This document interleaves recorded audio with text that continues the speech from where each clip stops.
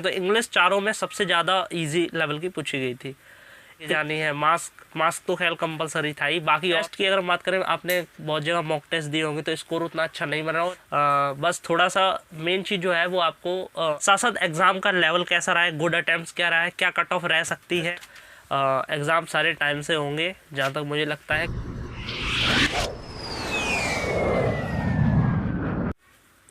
Hello friends, my self Gaurav, you are watching way to learning, changing the way of learning. Friends, आज के इस video में हम CHSL का जो एग्ज़ामिनेशन हुआ था 2021 का, अभी 12 अप्रैल से जो स्टार्ट हुआ एग्ज़ामिनेशन, जिसमें 12 अप्रैल की सेकंड शिफ्ट में मेरा एग्ज़ाम था जो कि ग्रेटर नोएडा में पड़ा था।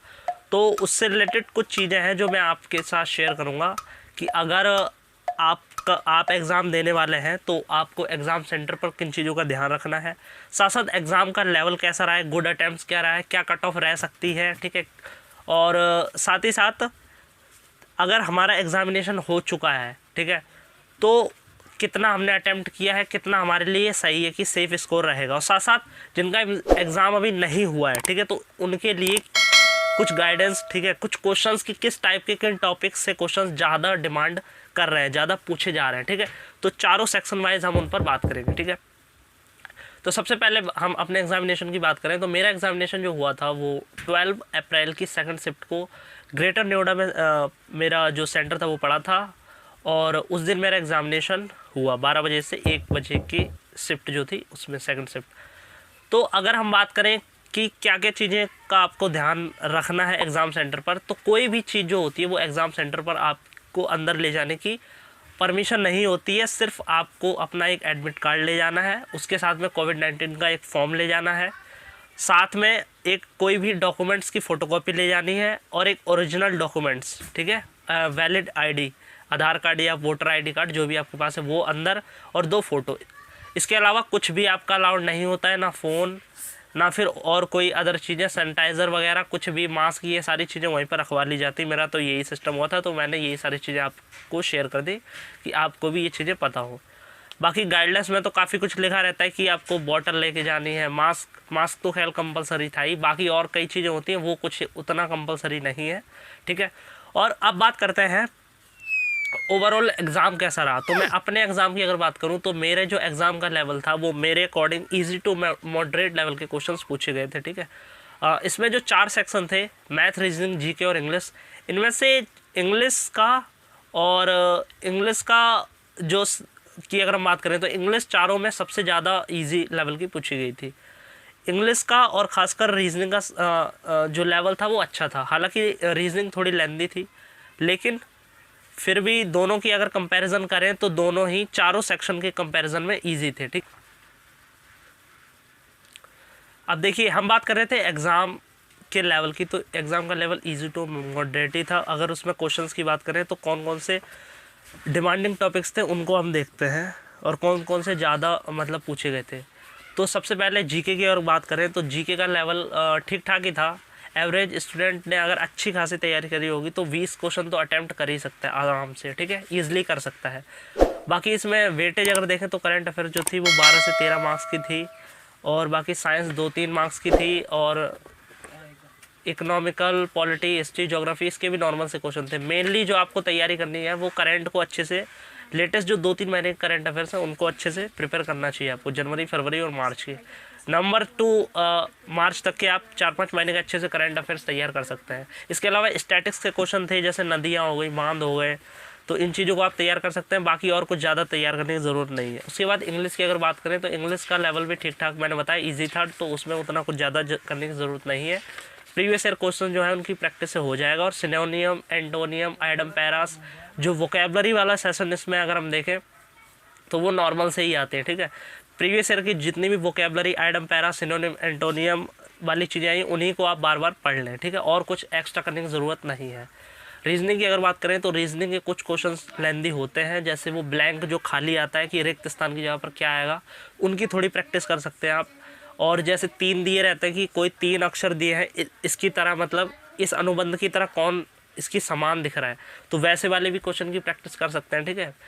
बाकी ब्लड रिलेशन, कोडिंग, डिकोडिंग, इनके क्वेश्चन सबके आते हैं, लेकिन थोड़े से लेंदी हैं, उनको समझना होगा आप। बाकी ओवरऑल आप कर सकते हो। उसके बाद लास्ट में मैथ की अगर बात करें तो मैथ्स का लेवल भी ठीक ठाक था। बस थोड़ा सा मेन चीज़ जो है वो आपको अपने टाइम मैनेजमेंट की रखनी है कि किस अकॉर्डिंग आपको टाइम मैनेज करना है। इसमें अगर हम देखें तो ओवरऑल आपको 70 से 80 अटैम्प्ट करने मतलब राइट अटैम्प्ट करने की कोशिश करनी चाहिए अकॉर्डिंग टू मी, यानी 70 से 80 के बीच में आपकी एक्यूरेट सही होनी चाहिए। अटैम्प्ट पे डिपेंड नहीं करता, अटैम्प्ट तो आप 90 करो 95 करो वो अलग बात है, लेकिन एक्यूरेट अगर देखें तो 70 to 80 के बीच में आपके एक्यूरेट होने चाहिए। बाकी अटैम्प्ट 70 से 80 तक होना चाहिए आपका मिनिमम। और बाकी मैंने टॉपिक्स बता ही दिए हैं। मैथ्स का भी लेवल मीडियम ही था, कोई हाई लेवल की मैथ्स नहीं थी। एडवांस का पोर्शन जो था उसमें बेसिक एडवांस पूछी जा रही है, और अर्थमेटिक के भी वही इंपॉर्टेंट जो चैप्टर्स हैं, प्रॉफिट लॉस, CI SI, इन्हीं सब की अच्छे से प्रैक्टिस करना हो जाएगा। DI भी ठीक ठाक ही था, थोड़ा सा बस दिमाग लगाना था, उसमें डाटास को ध्यान से पढ़ना था, ये सारी चीज़ें टाइम टेकिंग थी। तो मेन चीज़ आपको ये ध्यान रखना है कि GK और इंग्लिश को ज़्यादा से ज़्यादा आपको 20 मिनट देना है, 20 से 25 मिनट दोनों सेक्शन को कवर करने हैं। बाकी सारा जो टाइम है वो मैथ और रीजनिंग पे देना चाहिए आपको, ठीक है। तो इस तरीके से आप पूरा अपना एग्ज़ाम जो है वो एक सही डायरेक्शन में जाके अटैम्प्ट दे सकते हैं और आसानी से आप अच्छा स्कोर कर सकते हैं। सो मैं अपनी अगर बात करूं तो मैंने अगर GK की बात करूं तो GK में अच्छे से मैंने तैयार की थी, प्रिपेयर की थी। तो 20 to 20 लमसम 23 अटैम्प्ट मेरे GK में, ठीक है। और इंग्लिश में 24 अटैम्प्ट्स है, और रीजनिंग में 23 है। बाकी मैथ्स में मैं 5 अटैम्प्ट्स ही कर पाया, क्योंकि ये पोर्शन मैं लास्ट में करता था। ये थोड़ा सा पोर्शन मेरा वीक है, एडवांस वगैरह, क्योंकि ये उतना प्रिपेयर नहीं था, तो इसको मैंने लास्ट में किया। तो ओवरऑल मेरे लमसम 85 अटैम्प्ट्स हुए हैं, 75 अटैम्प्ट्स हुए हैं, जिनमें लमसम 70 एक्यूरेट होने की पॉसिबिलिटी है। सो ये था मेरा जो भी एग्ज़ाम का एक्सपीरियंस था। मुझे लगा कुछ चीज़ें आपके साथ शेयर करनी चाहिए। तो बस ओवरऑल आपको किसी भी तरह से टेंशन लेने की ज़रूरत नहीं है। आपने जो भी जैसा भी पढ़ा है उसको अच्छे से रिवाइज कर लें। और 3 चीज़ें एग्ज़ाम में मोस्ट इंपॉर्टेंट चीज़ें जिनका आपको ध्यान रखना है, TRP, T for time management, कि 60 मिनट में 100 क्वेश्चन आप करोगे कैसे। जब आपको फ्री टाइम मिलता है तो आप पहले ही ये रणनीति बना लो कि मुझे 10 मिनट में ये कवर करना है, 10 मिनट में ये, 20 मिनट में ये। उसके बाद R का मतलब रिवीजन, जो भी आपने अब तक पढ़ा है उन सारी चीज़ों को रिवाइज कर लें। और P से प्रैक्टिस, ज़्यादा से ज़्यादा चीज़ों की प्रैक्टिस कर लें, ठीक है। तो ये 3 चीज़ों पर अगर आप ध्यान देते हो, साथ में कुछ प्रीवियस ईयर को अच्छे से प्रैक्टिस कर लेते हो, तो कोई दिक्कत नहीं है। और हाँ, मॉक टेस्ट की अगर बात करें, आपने बहुत जगह मॉक टेस्ट दिए होंगे तो स्कोर उतना अच्छा नहीं बना होगा, लेकिन उससे मैं कहूँगा ज़्यादा मॉक टेस्ट को मतलब दिमाग में रखने की ज़रूरत नहीं है। उसमें स्कोर आपका कम आ रहा है तो भी कोई दिक्कत नहीं है, क्योंकि उसमें बहुत ज़्यादा हाई लेवल के क्वेश्चन पूछे जाते हैं। मैं भी जब मॉक्स देता था तो काफ़ी हाई लेवल के क्वेश्चन वहाँ पर दिए जाते हैं, CGL लेवल के, ठीक है, मॉक टेस्ट में। तो उससे डरना नहीं है आपको, ठीक है। तो यही था। बाकी जिसका भी एग्ज़ाम आने वाला है उसके लिए ऑल द बेस्ट। एग्ज़ाम सारे टाइम से होंगे जहाँ तक मुझे लगता है, क्योंकि अगर अब एग्ज़ाम स्टार्ट हो गए तो सारी SSC कोशिश यही करेगी कि कंडक्ट करवाया जाए। बाकी आप बिना डरे ईज़िली अपना आराम से एग्ज़ाम दीजिए, अच्छे से अटैम्प्ट करिए, जितना हो पाए उतना करिए। नेगेटिव मार्किंग है तो ज़्यादा तुक्के मत लगाओ, जितना आता है उतना अपना अच्छे से करो। सो ये थी आज की वीडियो। अगर वीडियो अच्छी लगी तो उसे लाइक करें, चैनल को सब्सक्राइब करें। Thank you for watching this video. Best of luck for your examination.